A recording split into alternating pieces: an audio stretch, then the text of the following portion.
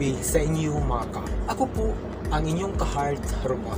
Mga ka-heart, ngayong gabi, dahil merong bagyo, ay burnout dito sadyang madilim mga ka-heart.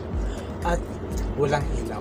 Siyempre, kailangan ko magkaroon ng liwanag dito sa aking kwarto mga ka-heart. Kaya, gagawa ako ng DIY na lampara.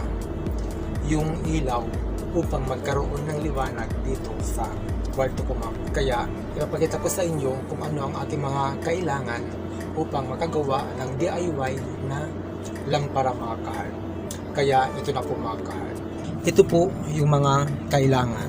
Yung una kong gagawin, itong tubo na aluminum, itong pako, saka meron ako dito mantika. Ayan po mantika. Tapos ito yung tubig. Tapos ito naman yung pusporo. Tapos ito yung chinilas na hindi na ginagamit. Saka itong gapas, yung bolak. Ang una kong gagawin ay gugupitin ko itong tubo na aluminum.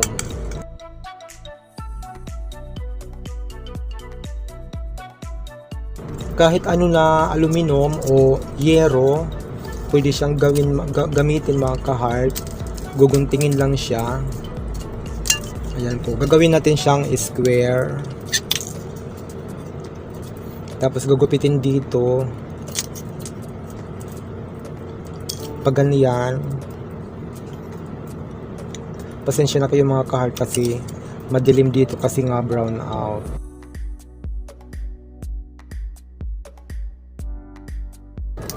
Ayun siya mga ka-heart, ganun na siya yung itsura ng aluminum na yung yero na ginunting ko mga ka-heart, yung sa tubo. Yan po, ilalagay ko lang muna dito. Tapos lalagyan ko na siya, bubutasin ko na siya mga ka-heart. Ayun po, ay bubutasan po natin siya.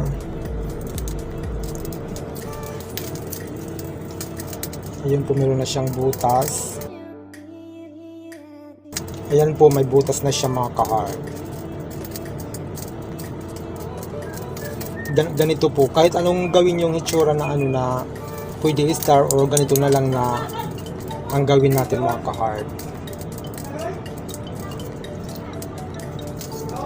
Tapos yung susunod natin na gagawin ay itong chinilas na hindi na ginagamit. Gugupitin natin siya. Ayan po. Apat yung gagawin din natin dito mga ka-heart, apat.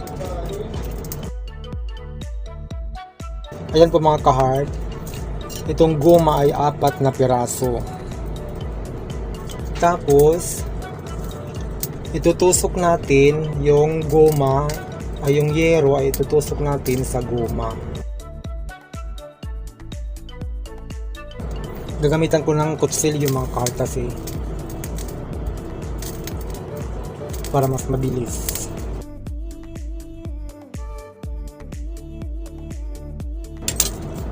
Ayan po mga ka-heart, natusok na siya na 4. Ganyan po ay tutusok natin yung yero dito sa goma. Ayan po mga ka-heart, ganito na po ang itsura niyan mga ka-heart. Ngayon ay ito naman yung gapas mga ka-heart. Kukuha tayo ng kaunting piraso na gapas at gagawin natin siyang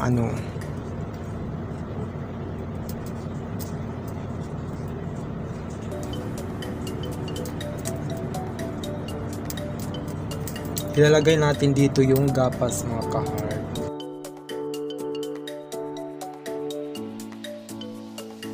Ayan po mga ka-heart, ganyan po.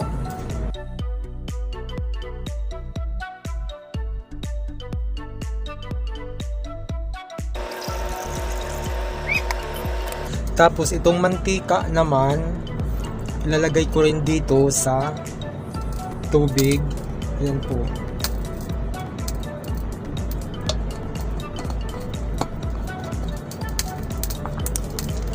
Ayan po mga ka-heart. Kita nyo naman na ang tubig ay nasa ilalim saka yung mantika ay nasa ibabaw mga ka-heart.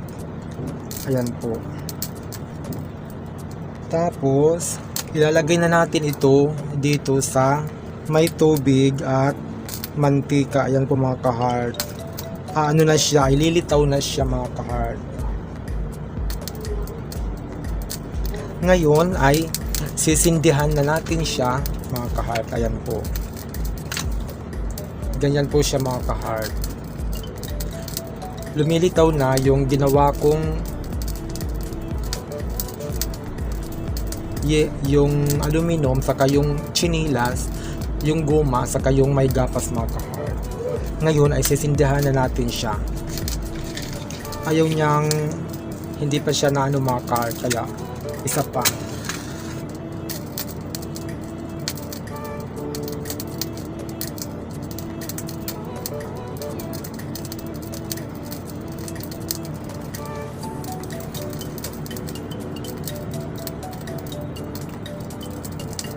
Ayan po mga ka-heart.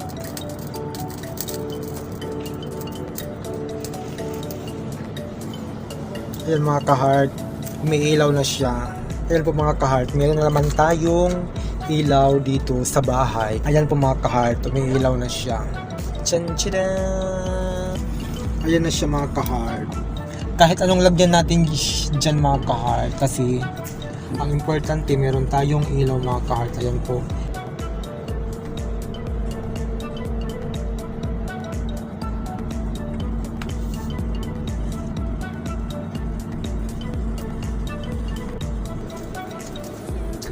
Ayun po mga ka-heart, sana may natutunan kayo dito mga ka-heart, at sana gawin nyo rin ito pag walang ilaw sa inyo kapag brown out mga ka-heart. Ayun po mga ka-heart, ito na po siya, DIY na lang para madali na siyang gawin mga ka-heart. Basta meron kang yero o chinilas na hindi na ginagamit, saka yung gapa, saka yung glass mga ka-heart, madali na siyang gawin mga ka-heart. Saka magkakaroon ka na ng ilaw, magkakaroon na ng liwanag sa bahay ninyo mga ka-heart kapag walang kuryente, pag brown out mga ka-heart. Ayun lamang po mga ka-heart. Kung nagustuhan nyo ito mga ka-heart, ay huwag nyo kalimutan i-subscribe yung channel ko mga ka-heart. Ayun po mga ka-heart.